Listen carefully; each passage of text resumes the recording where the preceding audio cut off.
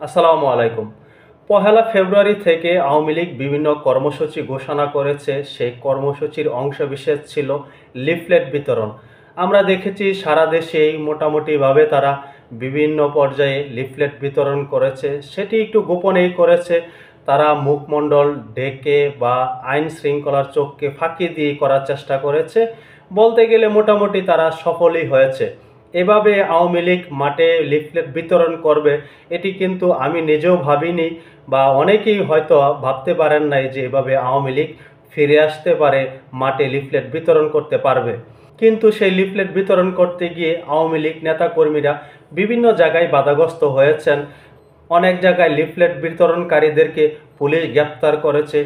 কিছু কিছু জায়গায় দেখেছি আমরা যারা বিরোধী দল রয়েছে, বিরোধী মতাদর্শের রয়েছে, তারা বাধা দিয়েছে, তাদেরকে মারপিট করে পুলিশের কাছে সোপর্দ করেছে। সর্বোপরি তবু দেখা গেছে তারা লিফলেট কিন্তু বিতরণ অব্যাহত রেখেছে।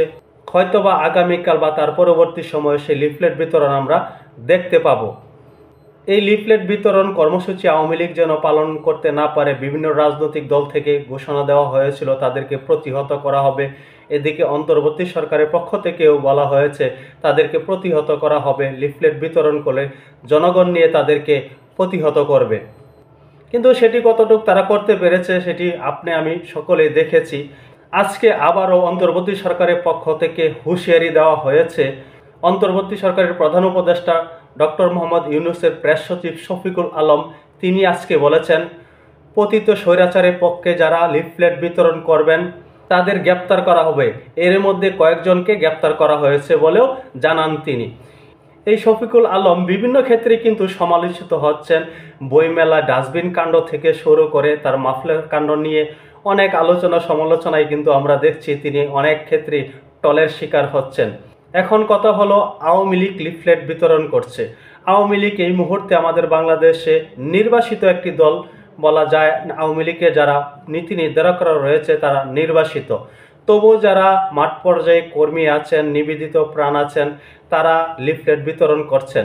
আজকেও প্রেস সচিব হুঁশিয়ারি দিচ্ছেন যেন আওয়ামী লীগ কোনো অবস্থাতেই লিফলেট বিতরণ করতে না পারে, এবং তিনি একটি আহ্বানও জানিয়েছেন আওয়ামী লীগ যদি লিফলেট বিতরণ করে সেই খবরটি যেন আইন শৃঙ্খলা বাহিনীকে জনগণ দেয়।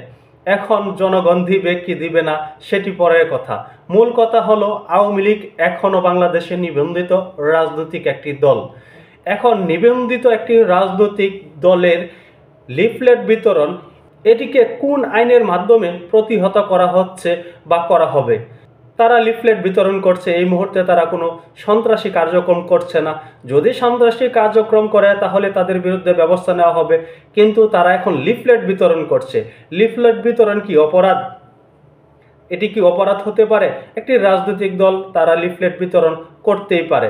এই কথা শোনার পর অনেকে ভাবতে পারেন আমি আওয়ামী লীগের পক্ষে কথা বলছি কিনা।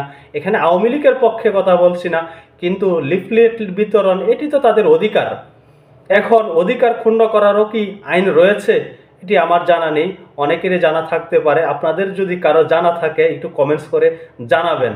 এই শফিকুল আলম অনেক সময় অনেক কথা বলেন, যেগুলো আমরা দেখছি তার অনেক কথাই রাজনৈতিক দলগুলো বিরোধিতা করে থাকে, এবং যারা রাজনৈতিক বিশ্লেষক আছেন তারাও বিরোধিতা করে থাকেন। তার এখতিয়ার বহির্ভূত অনেক কথা বলেন, এটি অনেকে বলে থাকেন।